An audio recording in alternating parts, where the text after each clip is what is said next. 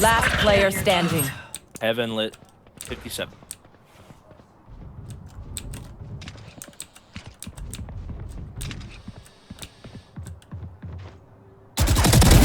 One down. Dead. Nice shot. My ultimate is ready.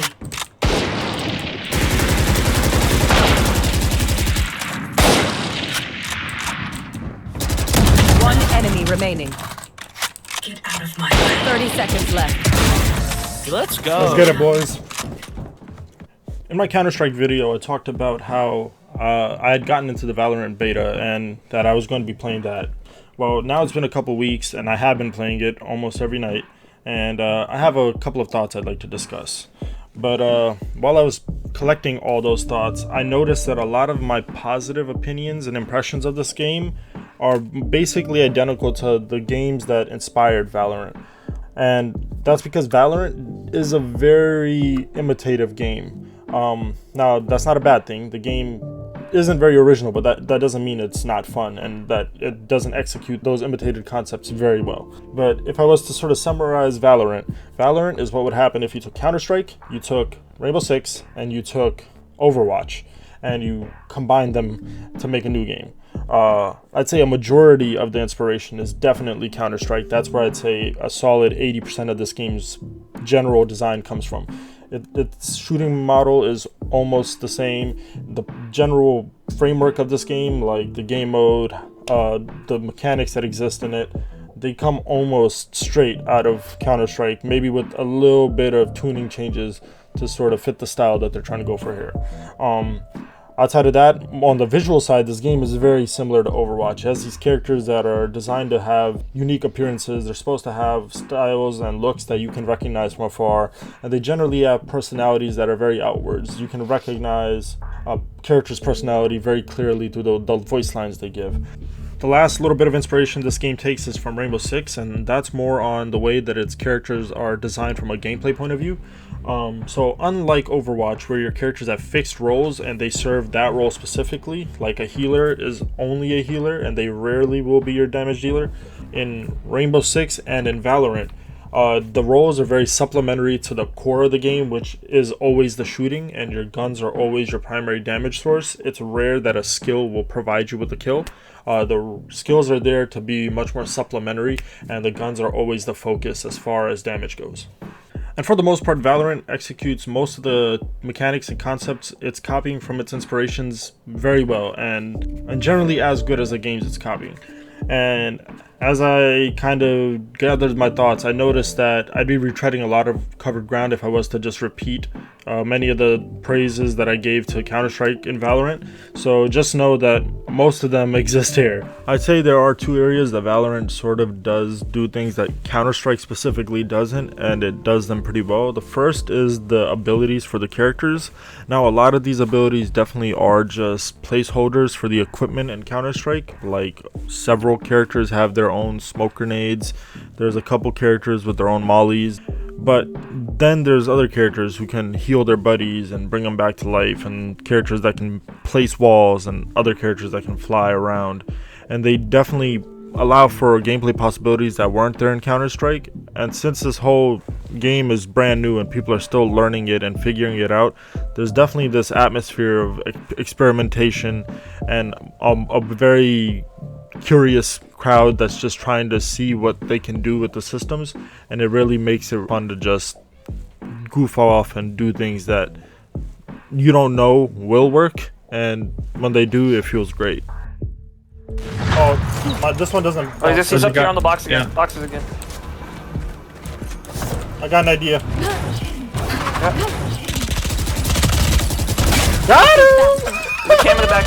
I got cam. Another praise I can come up for Valorant that I didn't really have for Counter-Strike is the music. Valorant doesn't have a lot of music. It has music mainly in the menus and during the loading screen, but I like it. It's not very loud. It doesn't seem to be emphasized that much, but I like the vibe of it. And if there's one place where Valorant can sort of create its own identity, I think it's through the music.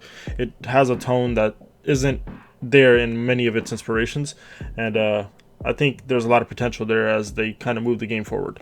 Now, before I move on to some of my negatives on Valorant, I feel like there's two topics that I'm sort of middle of the road on, and I'm not sure if I'm positive or negative on them just yet because I feel like they require more time and data to really pass judgment on. So the first one that I want to discuss is the balance between attacking and defense in Valorant. In many of Valorant's contemporaries, it's a known fact that if attack and defense were given equivalent firepower, defense would always have an advantage because defense has the timer on their side. When the timer hits 0, defense wins by default, and they also have the map, the fortress of sorts, surrounding them, protecting them, and that naturally gives them an advantage also by just location. And unless the attackers make some sort of risk or first move, defenders have no reason to step out of their secure box, thus providing them that natural advantage. So what Valorant's contemporaries decide to do in order to balance this out is they decide to give their attackers superior weaponry to combat the advantage of defense.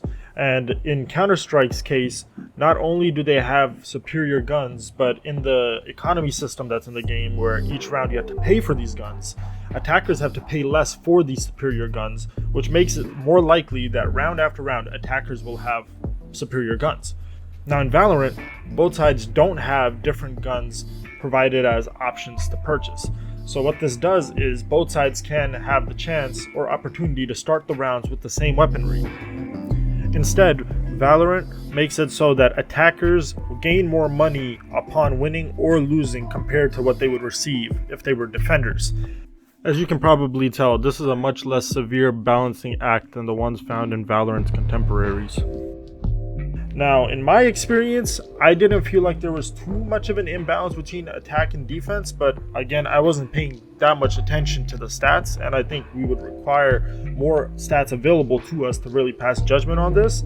But from my experience, it wasn't an unpopular opinion that the game did tend to lean more in defense's favor, and I feel like this could be a problem that Riot will have to deal with in the future if that is the case. The second thing I'm kind of middle of the road on is one of the characters that's playable in Valorant. Now, I'll get more in depth about my opinion on certain aspects of the character designs later on in the video, but specifically for this part, I'm talking about a character called Raze. Now, Raze is different than every other character in the game because unlike most other characters in the game, she's the only person who seems to be based on doing damage with her skills. What I mean by that is all 4 of her skills are able to do damage. Now I went through and took a tally of how many skills each character has that can do damage or their primary purpose is to do damage. Now I came up with numbers that on average every character had 1 damage dealing attack, and in that average a lot of those damage dealing attacks, their intended purpose or their primary function was not the damage. In comparison, all 4 of Raze's attacks do damage, and 2 of those 4, their primary function is solely to do damage. Now, this discrepancy kind of puts Raze in a different boat compared to the rest of the cast because unlike every other character who has to rely on weaponry to deal damage, Raze is in a position where even if she doesn't have good weapons, she can still do good chunks of damage from her grenades and her ultimate move, which is just a rocket launcher. Now I know that she lacks a lot of versatility, and for high level play she's probably one of the weaker characters, but I just feel like her design goes against the philosophy that most of these other characters are built on, and so I'm not sure if her being present in the game is a good or a bad thing yet. I will say though, getting killed by a Raze ultimate does feel real bad because you feel like the person who shot the rocket launcher had to put very little effort in, and it's not uncommon to see her get double kills or triple kills with her ultimates while almost no one else can do that. So that does become a bit of a problem in my opinion. 3. 1 enemy remaining. Spike spotted. Raze much skill. They're supposed to be fighting back, right? Alright, on to the negatives. Before I start, I'm well aware this game is in beta. A lot of the stuff is in final, especially the menus. They definitely don't look like they're final. And so I'm taking that into account when I discuss my negatives. But I think my biggest issues revolve around the visual design of this game.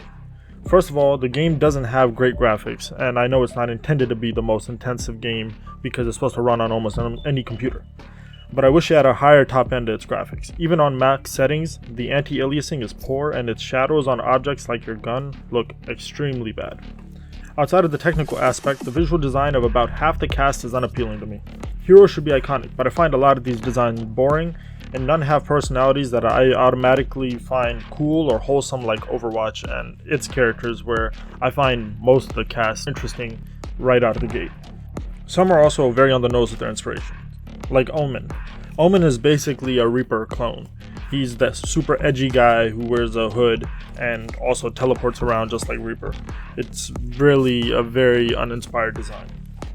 But outside of my subjective tastes, I think there's two characters that do have design problems that I think are a little bit more severe than just me not liking them. There's two characters called Brimstone and Breach. Now, I'm not exaggerating when I say that throughout my time playing this game, several of my friends and the random people I came across confused these characters as either being the same character or they confused these characters with each other. And that's because both of these characters have such unnoteworthy designs and such generic designs that they kind of blended in with each other. And this poses a pretty big problem because these two characters, even though they look kind of similar, do not have similar skills, and they serve different functions when you're playing the game. So if a person on your team is calling out one but meant the other, that's a false call out, and that can really affect how the game gets played. I think this isn't a small problem, and the fact that this game has such a small cast and there's already two characters that cause visual confusion, that's a bad sign for the future. And this brings me to my concerns for the future, and I have a few with this game. First of all, I'm not a fan of any of these hero-driven online multiplayer games having progression systems where you have to unlock these heroes. I feel like any game that has a hero lineup should give both sides equivalent potential lineups, and in that regard, everybody should have all the characters from the start. I know this game is free, I know that a lot of people would say but they need to make money somehow. But Riot isn't a small company, it has all the money in the world, and one of its biggest competitors is Valve, and Valve's game Dota gives you all of its characters for free. I don't doubt that Riot won't make a hefty buck on selling skins and all that other stuff. And I just feel like in a game like this where they're trying to be competitive, both sides should have equal opportunities. And that means that one team shouldn't have a potential chance of having more potential hero lineups than the other. I just think that's fair. Second, as heroes get added, I have concerns for future designs. And this is twofold. One being the heroes that Riot tends to make in their games, and the second being when there's an oversaturation of heroes in this particular style of game. Let me start with the Riot side first. Riot makes League of Legends, and League of Legends has a ton of heroes. They have so many of them. And the thing is, they release them much faster than most of their competition does. And this causes several problems. First of all, a lot of these new heroes, or champions, as League of Legends likes to call them, they come out very unbalanced. A lot of the time, they have a lot of overpowered abilities, and this tends to cause a lot of power creep as well, where older heroes start to sort of fall off because newer heroes have abilities that overpower or overshadow theirs. And I think that can be a problem here given Riot's track record. My second concern is with games like this. Now, another tactical shooter with unlockable characters is Rainbow Six Siege. And as the community is starting to learn now, 4 or 5 years down the line, Rainbow Six's characters have become less original as time has gone on, and at this point you can kind of get the feeling that they've run out of ideas. And at this point, I'd prefer that they'd stop making new heroes and instead make the most out of the heroes they've already added to the game. Buff the ones that need buffing, rework the ones that feel outdated, and remove the ones that just don't play well or have playstyles that seem to be copies of other characters. I'm concerned that given how much Riot likes to release characters, I'm afraid a few years down the line, Valorant's going to be in a similar position to Rainbow Six Siege, and given how much quicker I've come across a problem where two characters kind of blend in with each other, I feel like this problem could possibly show up sooner, and I'm worried about that.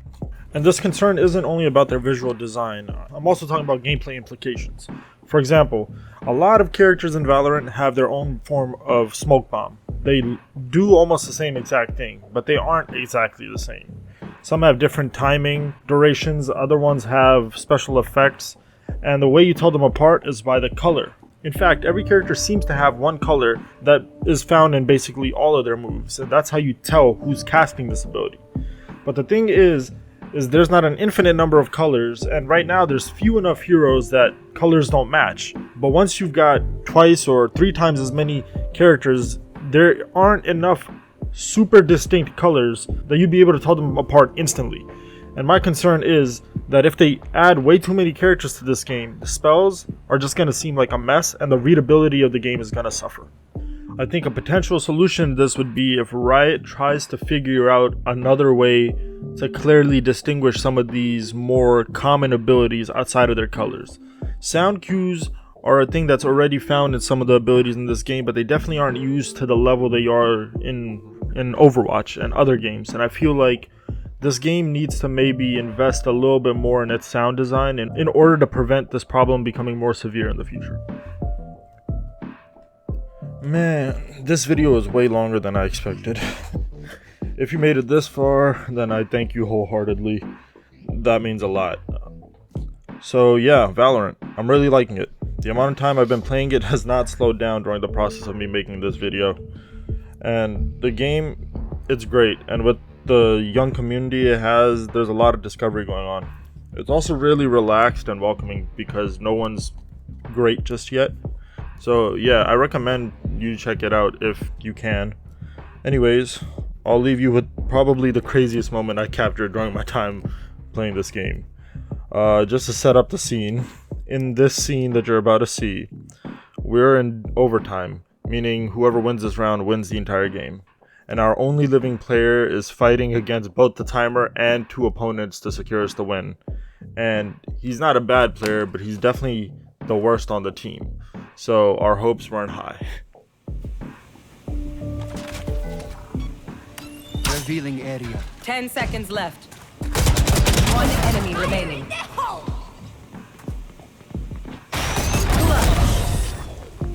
My dude, you're a legend. Attackers win. You're a fucking legend, bro.